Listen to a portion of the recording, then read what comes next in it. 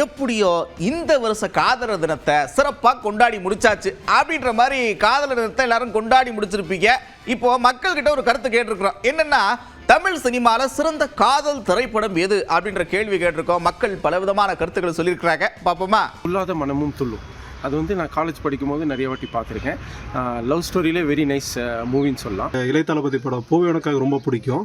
தளபதி அதில் வந்து மெயினாக அந்த ஒரு லவ் போர்ஷன், அந்த ஆர்கிட்ட இருப்பாங்கல்ல, காதலுக்கு மரியாதை, காதல் கோட்டை, காதல் மன்னன், இந்த 90s பீரியட்ல வந்த படம் எல்லாம் ரொம்ப நல்லா இருக்கும். அதான் இருவர் உள்ளன்னு சொன்னேன். தலைப்பேதை பிடிக்கும், காதலர் தினம் பிடிக்கும். இப்போ ரீசெண்டாக வந்த படம் பார்த்தீங்கன்னா லவ் டுடேன்னு ஒரு படம் வந்துச்சு.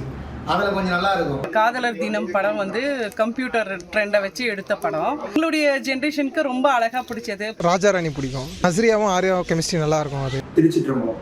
நம்ம நேசிக்கிறவங்களோட கூட இருக்க நம்மளை நேசிக்கிறவங்க யாரும் தேடி பிடிச்சி நீங்கள் காதலிச்சிங்கன்னா அந்த வாழ்க்கை நல்லா சுவாரஸ்யமாக இருக்கும். பிரபுதேவாவும் நக்மா நடிச்சாங்க காதல் படம், அவ்வளோ அழகாக நல்லா நீட்டாக இருந்துச்சு. காதல் கோட்டை ரொம்ப பிடிக்கும். அது இவங்களை தான் லவ் பண்ணுறேன்னு தெரியாது. நீ இங்கு சுகமா நான் இங்கு சுகமான்னு பார்க்காமே லவ் பண்ணி கடைசி கிளைமேக்ஸ் எல்லாரையும் அழுக விட்டுருவாங்க. ராஜாராணி படம் எனக்கு ரொம்ப பிடிக்கும்.